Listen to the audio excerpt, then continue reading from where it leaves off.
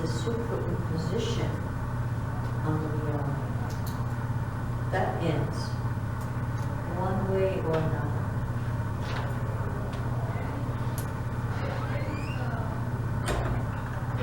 It comes to an obstacle. Dead end. It's like when you've gone through so many convolutions of the mind. You know, for example, I have to learn unconditional love. That's a big one. Who is this I?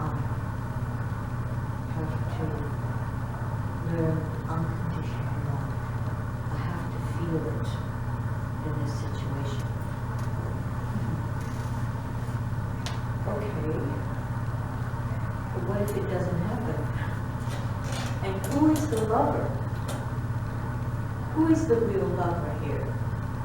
Is it the little individual I that's the lover, or is it God?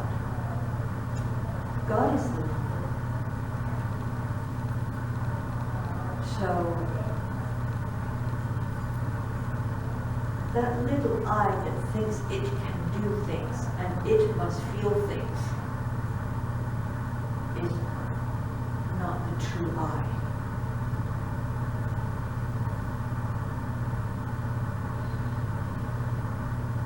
So we come with some baggage of, we have to feel unconditional love. Unconditional. You go, gee, how can I do this? How can I do this? That's the fallacy. You don't do it and you can't do it because you're coming from a place of me and an I. And I see the dilemma, like I went to see my friend Gina at her temple and the Taoist approach. I saw this one fellow, how he was caught up. But I can't do this, I can't do this. They come from a place of I can't do this, he says. And I say, but let the self do it, let God do it. Let the Tao do it. Let go, and then see what happens. But the orientation there is very much that they're the doing of it. They're bringing about their liberation. That's the approach there. So in any case,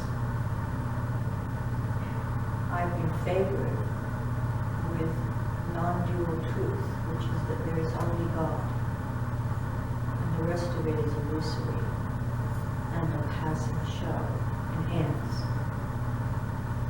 So, but we come to belief systems, like you have to feel this, you have to do this, and it's just another obstacle put in by the ego self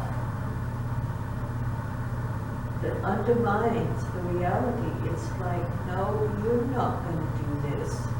What you can do is let go. That's what you can do. And one way or another, the self will bring you to that point of letting go. Because you realize the futility of coming from that place of I, me. The futility. So it ends up in as I've said so many times, you backed off into a corner where there's no out. And then you just stop. And then you bring a little bit of wisdom in. You realize that this little I isn't going to be the one that's going to liberate you. There's a deeper reality that we have to access to know that that's where true change happens. And that's where knowledge comes from. And that's where action comes from. Doership comes from.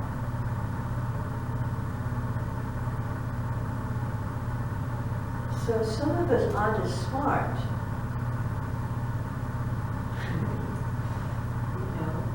And go on for a long time, thinking, misunderstanding the teaching, misunderstanding what it means. You're not the doer, you're not the lover.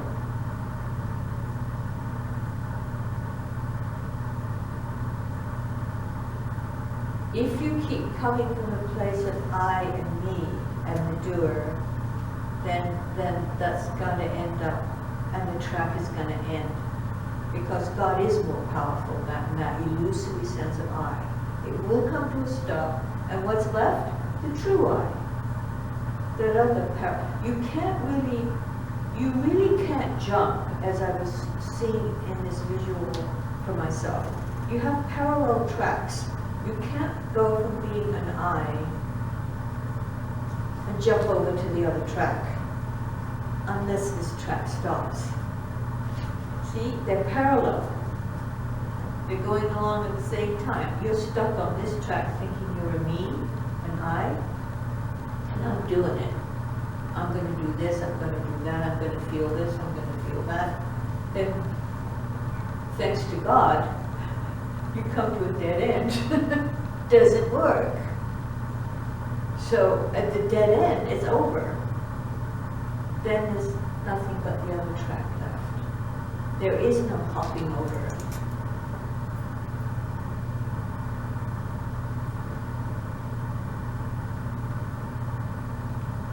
There is no hopping over.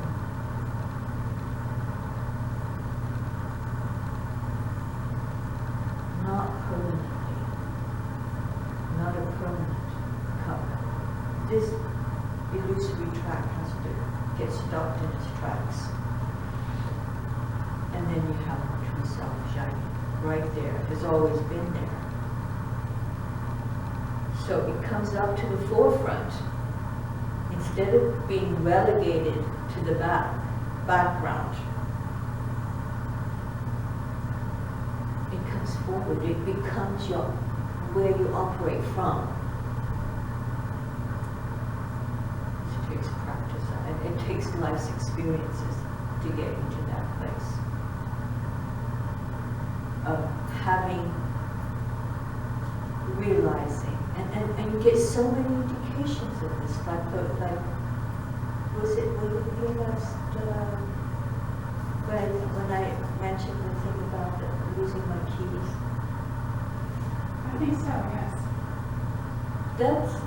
You're given little indications that, blatant in your face indications that there is this, what we think is other, but it's not really other, it's our true being coming to the forefront.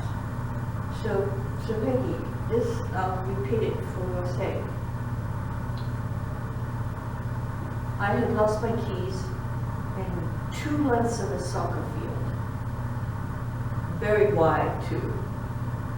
I was walking my dogs, I was running with my dogs, and the keys fell out of my pocket. So I went back and forth, but I prayed first. I said, please help me find my keys. So I went back and forth, back and forth, back and forth. At some point, I stopped. And all this while, I'd been looking on the ground, looking for my keys. And I stopped. And it was the strangest sense where my consciousness slowly rose from the ground up, very slowly. It was like guided. Slowly it raised its face up, and my eyes spotted the keys which were on a bench, the stadium bench. To me, that was a graphic demonstration of the power of the infinite. My own self coming through. My own being. Knowing more than my mind knew. My mind was going, It came through. And it did it in such a beautiful way of slowly doing it. Just to give you the knowledge. look what's happening. This is a very slow, I'm slowing it down so you can see that there's something else operating here.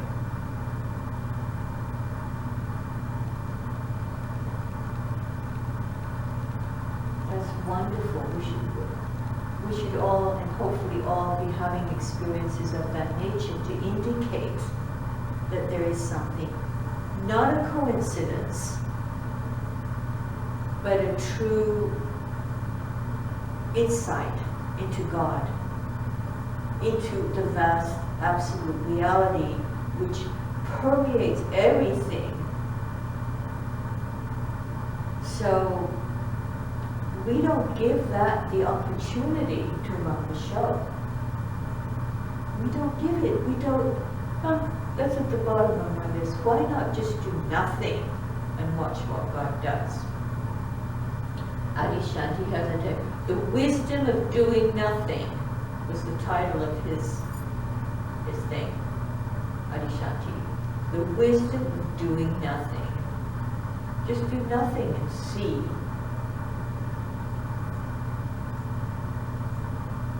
Yourself, the self in the largest sense of the word, is very much privy to the dilemmas that we're having.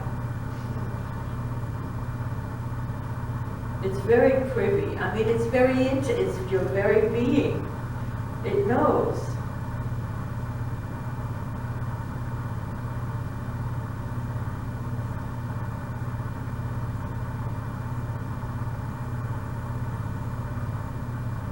It knows. But it guides too, you know, it wants to show you, it wants to open your awareness. So it does things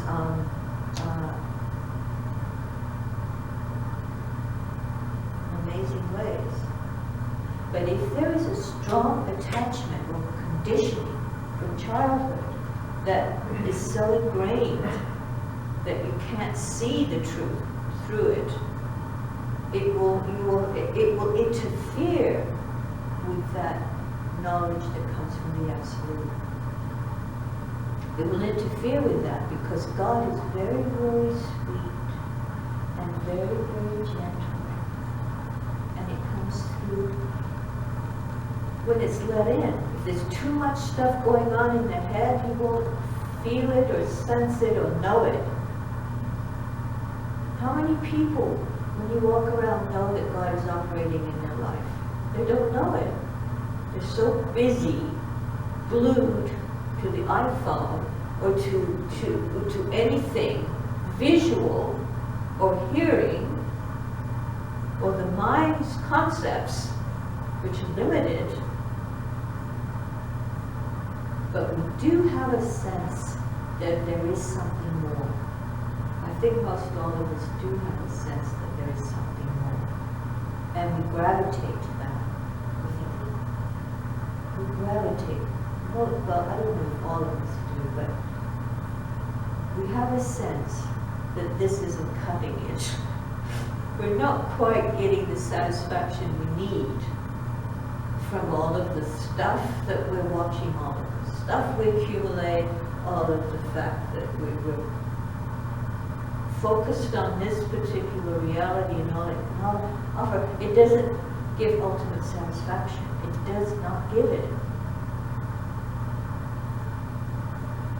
Freedom, on the other hand, a sense of the sacred and the holy and the divine and the eternal and the infinite and the mystery and the wonder gives us, those words themselves charge our being. We love that. We love the infinite. At night when we go to bed, we love to go to sleep. Drop it all, enter into a nice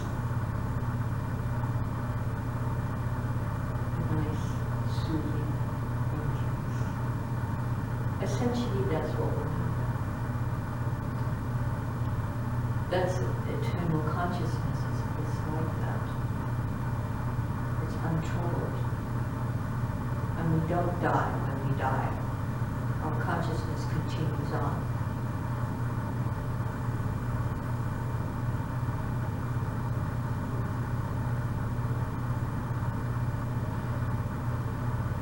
So each lifetime we have the opportunity of laying down the burden that we're carrying, all this stuff in our heads, laying it down and going beyond and getting to see the truth of who we are. If we don't do it in this lifetime, well, there's the next lifetime and the next lifetime, and we'll keep coming around the wheel, as they say, again and again and again, mesmerized by one dream or other. And I remember Rama, my first teacher, saying, one point in time we get tired of the movie show and we go back home. We go back to the stillness. We love stillness. We love peace. We love love. And I have to tell you that the basis of God, what God is love. And I don't say that because I've heard it before. It came to me as a surprise. Guess what? Guess what? God is not judgmental. When you let go of some concept or other, it comes rushing in with love. When you let go of egoic identity, one way or another, sometimes it just hits you like from that field. But that ego sense will diminish suddenly, and then there'll be love left. And that'll be a surprise. The reason I say that I know the basis of reality is love is because it came to me as a surprise. I wasn't looking for it. I wasn't looking. I didn't know what to expect. Love is at the very ground of being. Isn't that wonderful? I mean, when you really think about it, when you have that experience and you know it, and I've had several experiences like that,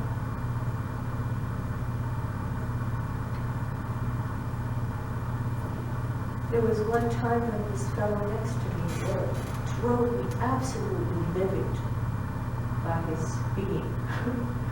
His being just was like chalk on a blackboard for me. He drove me nuts. But one fine day, I'd had enough, and I went, and my friends and I sat down, and I remember Sati said to me, write down, I guess she picked up this method from someplace, write down on one side of the paper what it is you don't like about this fellow. Now on the other side, write down what you do like about this fellow. So I did that. I turned my ego around and looked at myself, and I jotted down everything I didn't like about it, and hated it all. On the other side, there was, well, he does have a sense of humor, something positive that was just like a one-liner. He does have a sense of humor. Guess what? When I had done this exercise, I went to work the next morning, and there was Steve right there. Suddenly, out of the blue, again, that sense of surprise. I loved him. I don't know how many months, years I've been sitting next to him and just drive me absolutely livid. I loved the guy. I absolutely embraced him. I mean, not literally, but I embraced him in my heart. My heart opened up to him. Big surprise. So by doing this exercise, what I had done was I turned the momentum of the ego back in on itself. I turned around and looked at my egoic self and what I was doing. And because I had looked at all this stuff, it's really illusory. It stopped the ego from doing its thing. It just,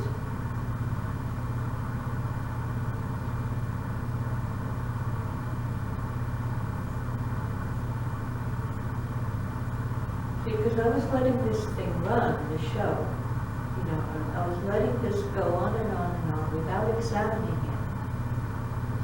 it. So I took and I wrote down and I expressed all the dislike, I expressed all that emotion on the piece of paper.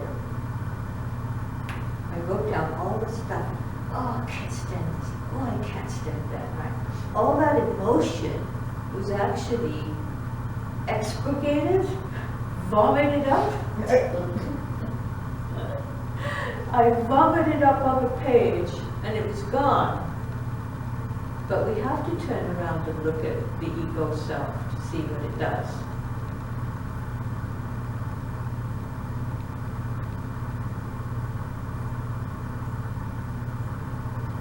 And then I found out there was nothing but good feeling, nothing but a love sense.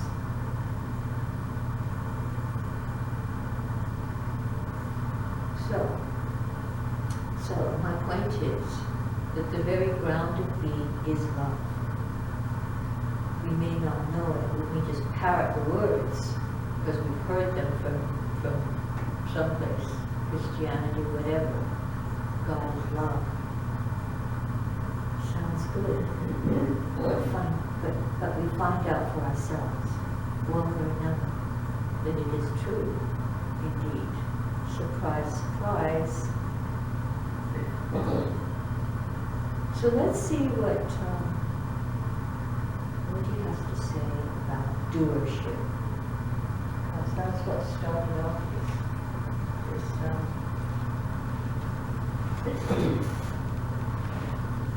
this course today. Doership. The sense of doership.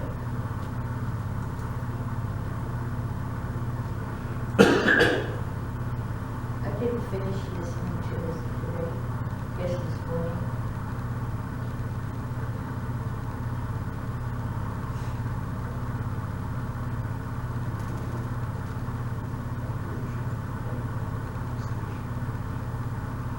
Just a chance to be clear, that's all. The mind says, oh yes, I don't want to do, it's like I have to do something. Yes, you have to do. Why do you have to do? I will tell you why you have to do, because although you are consciousness, and I know that you are consciousness, but at the moment you're not functioning as consciousness. You're functioning as a person. You're functioning as identity. And there's a strong belief in your identity. Therefore, one has to speak to you, consciousness, in your costume as being this particular identity, because that is how you are negotiating on the basis of an identity. When you have transcended that identity, now this discussion will not be of any value anymore. As long as you have the feeling of identity of being the doer, because it says, okay, in so many other things, you are acting as the doer and the believer and the thinker, but here, I'm questioning your very identity, and you say, but you tell me I have to do something. Okay, because you're used to doing, even relying on your intellect, relying on memory, relying on education. It's a sort of an identity, and this is your world, this is how you function. In that space, you know your world, and you can figure things out, things belong here and so on. If you somehow did not embrace this identity so deeply, then there would be no need to have discussion on that level. Then we would see what is left, if there's something to discuss. How not to embrace it? Be aware of it. Be aware that this idea of myself also is observable. this idea functioning as an identity. I can describe who I am. I'm like this, I'm a man, I grew up here, I studied these things. I've been meditating for so many years. This is a kind of construction also. And if there's strong identity with this, and the identity is a movement and energy coming out of your consciousness that identifies with that conditioning. If you're aware of that, you don't have to try and kill it. I don't say, oh, kill it, push it, suppress it. No, no, no, let it be. But just acknowledge that a deeper seeing is present, within which the information of your sense of a virtual self is seen.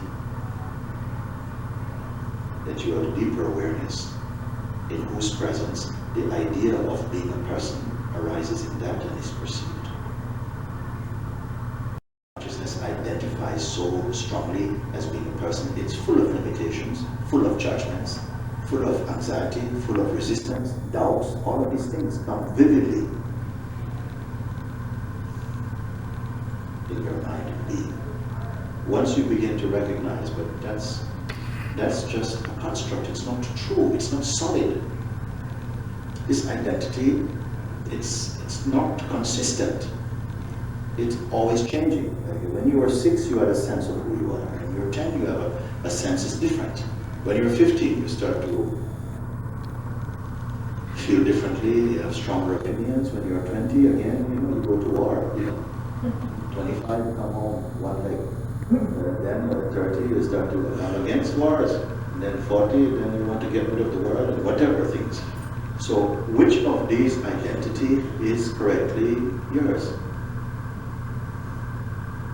There is some thread that's running through all these points that makes you always feel, but I'm me.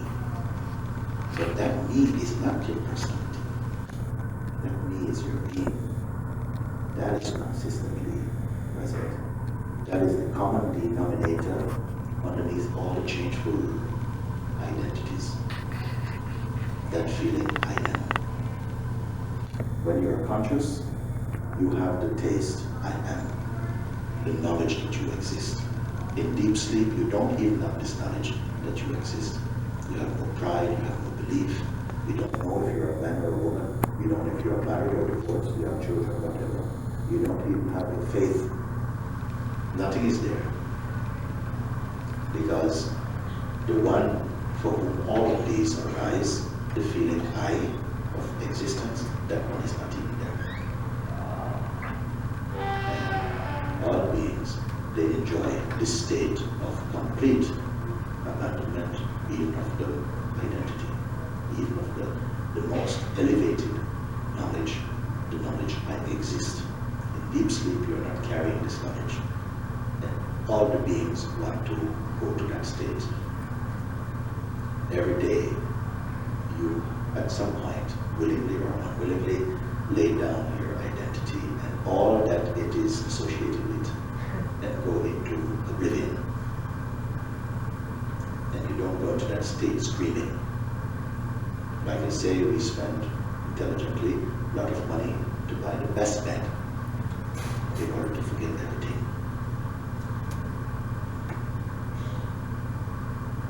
You could get married today, I say.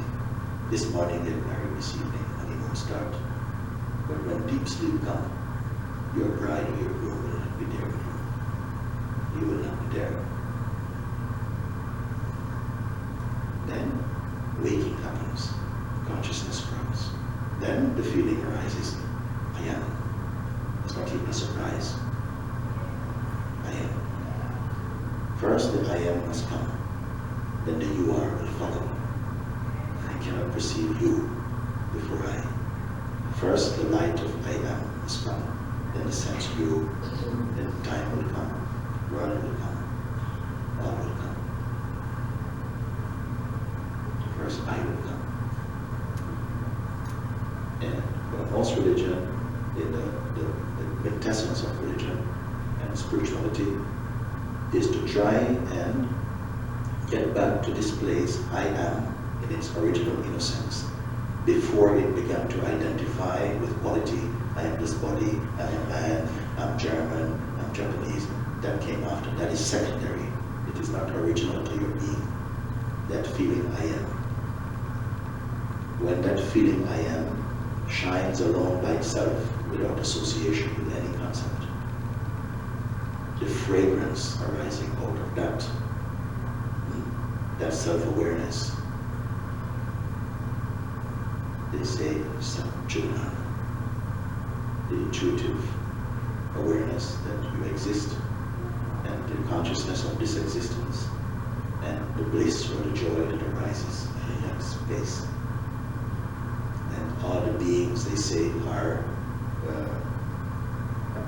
pursuing that nectar, that amrit, that taste of that unassociated presence. This one they call Bhagavan, Buddha, something like that. Some few, they're saying, but even this feeling I am, even unassociated, even this feeling is also watched. It arises also and is watched.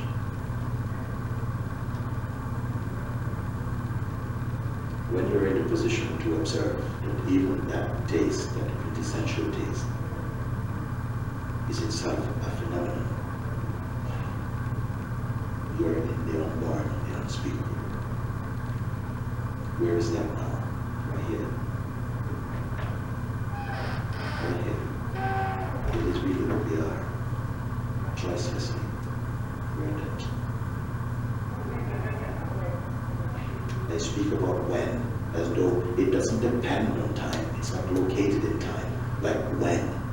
It's only when for the mind. It's not when for itself.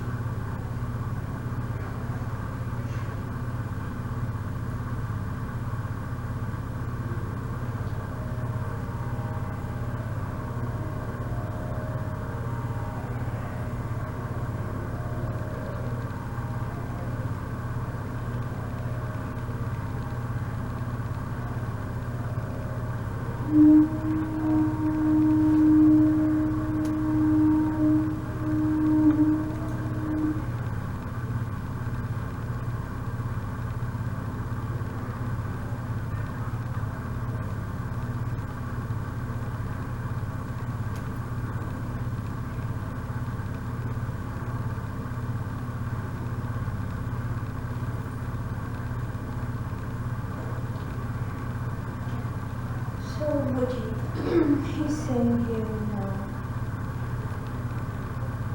becoming aware, he says you don't have to kill the I.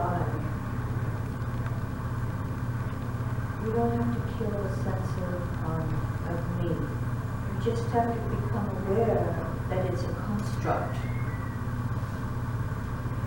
That it's changeable. And therefore not real.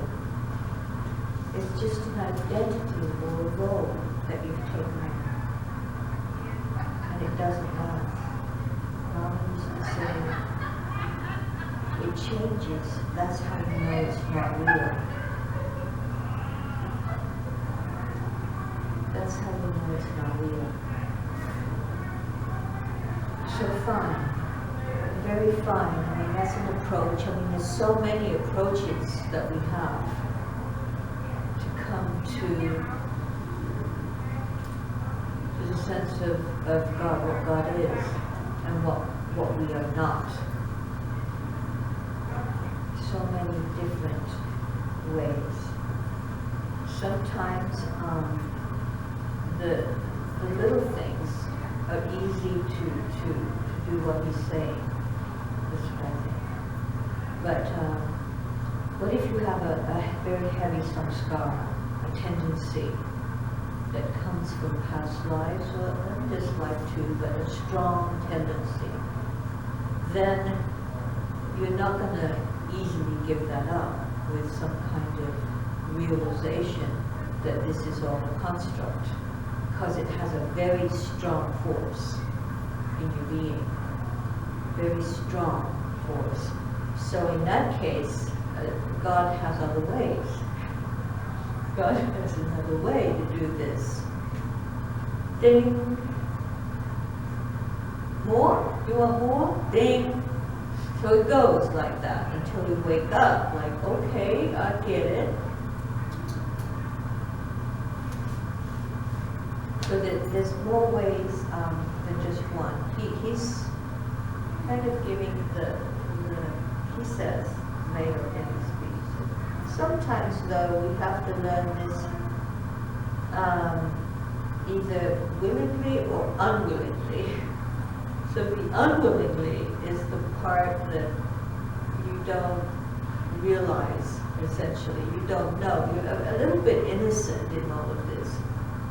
So you're not willing, you don't realize what's going on here because you're so ingrained in the ego sense that's operating and not realizing that below that there's the God level.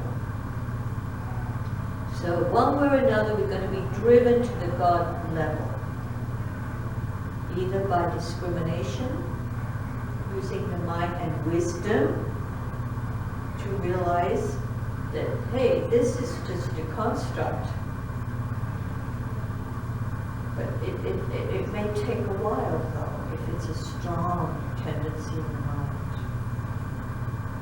Strong, it acts like blinders. Like that sense I had that love, romantic love, with the most perfect being on earth, in my estimation, would be the be-all and end-all of existence. I had a very strong attachment to romantic love, lifetimes long. Come to find out, you don't need that. That's illusory. That passes.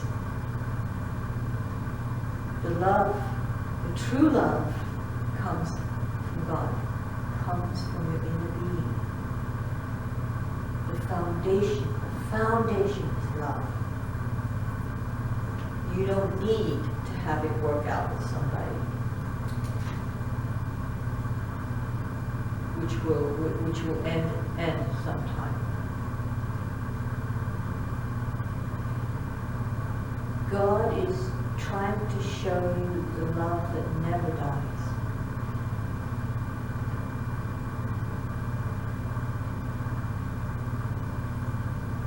Trying to show you there's a deeper reality. Yes, it's fine to have a wonderful relationship that works out beautifully, but there is an everlasting love from which that comes. There's an underlying love, a reality to all of this. That's what we need, love, and that you will never lose. So it's trying to point you to something even deeper and stronger and more lasting. The reality which never dies.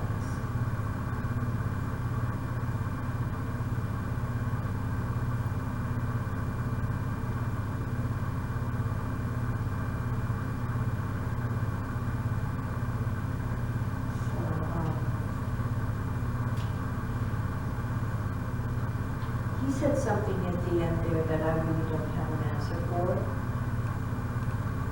He says that even the I am, no, something is aware of the I am, he said.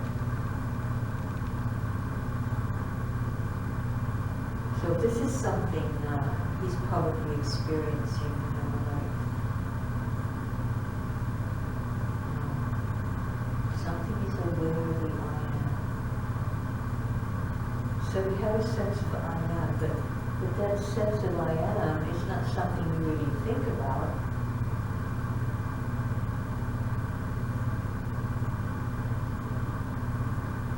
So I can't answer that. Don't know what it means. Because the way that I see it is there is freedom, and there is knowing of the reality which is God, which is love. And that everything has to dovetail into that eventually, either willingly or unwillingly, or unconsciously we move into that. Even when we're unconscious, the grace of that self, of that eternal reality will bring us to it.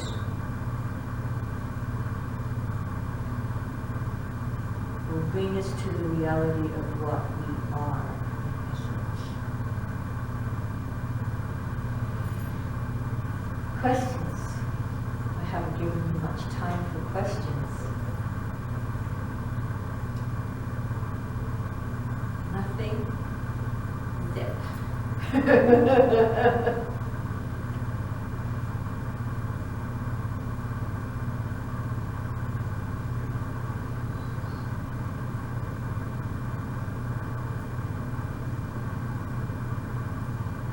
It's good to see Luigi again. Oh yeah, okay. Very good. I don't know, I don't know. Yeah.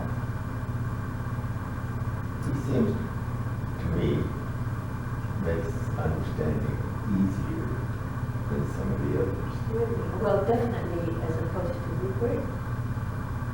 Yes. Yeah, but Rupert totally makes sense to me. Totally. But then, of course, that doesn't mean that I'm automatically going to do what he says. I have my own path. You know what I'm saying? It's kind of like these words are great. They make so much sense. But then what is actually taking place is something totally different. It's like you have to be guided by the nose. Get it? Get it? Get it? You know, we have our own way of coming around to the truth. And there is no fast way. There's just what works for you. And we're all so incredibly unique. I'm glad you said that. Because that's very true. You know, Yeah. I've often wondered, You don't have am I to. supposed to be like everybody else? No. Or is everybody supposed to be like me? You know, No. it was, No, absolutely not. Absolutely not. There are as many paths as there are individuals. We are unique in the sense of what we've accumulated and how easy it is to get rid of it. How, you know, for one, it will even have that problem in her. But there's just a unique way of approaching it. We approach one way, 1 week, the next week we're onto something else. This might work. It's all coming from the ego sense. You know, trying to find the way, trying to find the key that unlocks the door. And until, and this may be the thread that ties everybody together, is a sense of giving up or letting go. Of letting go, of really realizing the limitations of coming from wherever you're coming from. Realizing the limitation. The mind is limited. The ego sense does not want to die. That's what you need a key. Lock the door. And each one has Key. a special combination to unlock that key. But Unlock the door. Key is to lock away the ego. That is the enemy of you, the ego. And it's the hardest thing It's the hardest thing to to lock away. attenuate. Yes. Because out of habit, and maybe lifetimes of habit, of coming from that limited sense of ego me. Me. Sense of me. A sense of separate me. There is no separation. There is one being or one consciousness, one intelligence expressed in so many different ways. And then each way is unique with a special combination that will unlock that door into the infinite. Even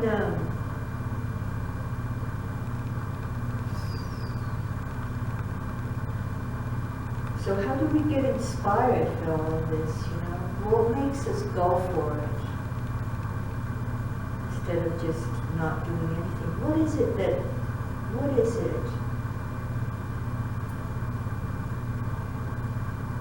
Well, the self, God, is what inspires you. Everything comes from that. There is no, oh, I'm going to liberate myself, or I've decided to go for liberation. There's something deeper, lifetimes of experience in illusion, that you're going to now be ready to go for the truth. Does that make sense, Peggy? All of this whole thing, not just the last statement, but in general.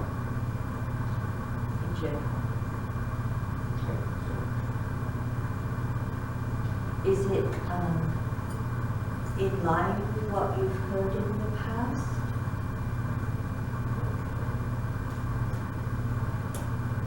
Are you a Christian? Or? But so they have that in the Christian tradition? Or have you stepped outside of that a little bit to find out a deeper knowledge? Okay, I was raised Catholic for Uh-huh. all my life. I found that didn't necessarily believe in all the don'ts, but they were do's. Uh-huh. And so I have a different perspective now. Yeah. So we've gone deeper than that, than surface. You have to take that religion very seriously, meaning to go deeper than the outer accoutrements. I found that there were many contradictions, and so because of the contradictions, I felt a difference of opinion Uh-huh. and made decisions accordingly that I felt were more realistic. Right. Okay. Very good. And I think we're all in some way connected. Sparks of the divine. I think in a sales career, ego is very much a part of life. The more successful you are, particularly your ego is. I'm speaking for me, I'm not talking about others. Okay? Because I don't know that's the case for me, but I had quite a few that was the case, not judging, Just seeing him. so when we step back, Uh-huh, step back. That's the key. Take another look. What gives ultimate satisfaction? Where is the true power coming from? they say in a philosophy that you never wanted to be number one because you couldn't go any higher. Besides, who cares if you're number 2 or 3? It's in the wrong things. So you're capable of using wisdom to extricate yourself from a separate egoic sense. Wisdom.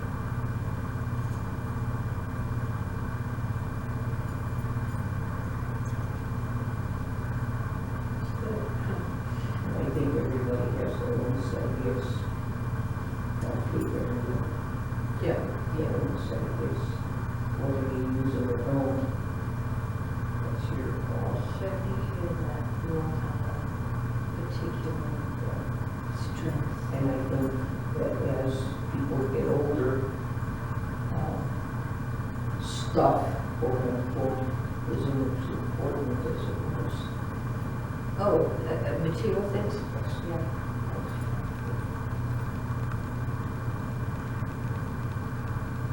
Certainly not for me. Excuse me? I said, certainly not for me. I think once I got on this path, I haven't bought hardly anything in terms of clothes. I'm not interested. But I can remember in my 20s, oh, what a cute dress. Oh, I would like this. Oh, I would like that. Oh, boy. Oh, man. But anyway, we gain wisdom over the years and things lose their value big time. Especially if you get on a formal spiritual path. You're just absolutely on a fast path. Meaning you're lifted up out of illusion big time to begin with. And then the work begins of dissolving tendencies. And God shows the way to dissolve all this stuff. You don't do it. You can be a little knock-headed and not get it. Well, I don't know if that's true either. I feel a little bit knock-headed, like dumb. But I think it depends on what you're dealing with. And if this tendency has been years and lifetimes in the making, that's going to take some, what God does.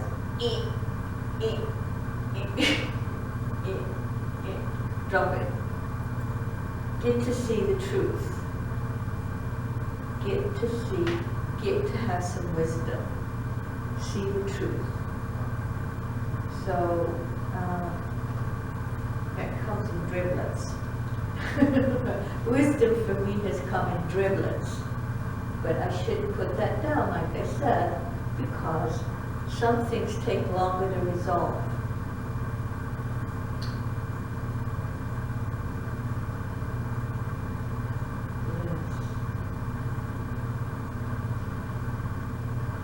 Everything we do after that, in order to resolve, is filled with love. It's not antagonistic. It's just simply wise. It's simply smart.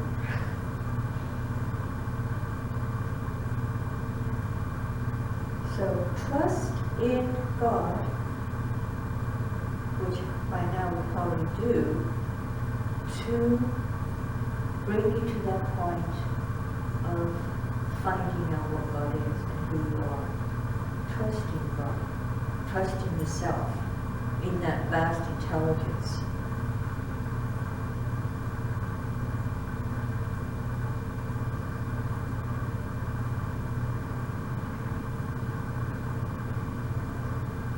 You have no choice anyway. God is running the show. There is no choice. Once you're on that train, to devolve is extremely difficult. To devolve, to go backwards. I don't think it's possible. So it's a forward march. So if there are no more questions, thanks for coming.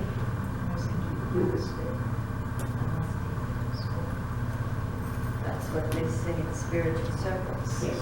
Namaste. Thank you. Very good.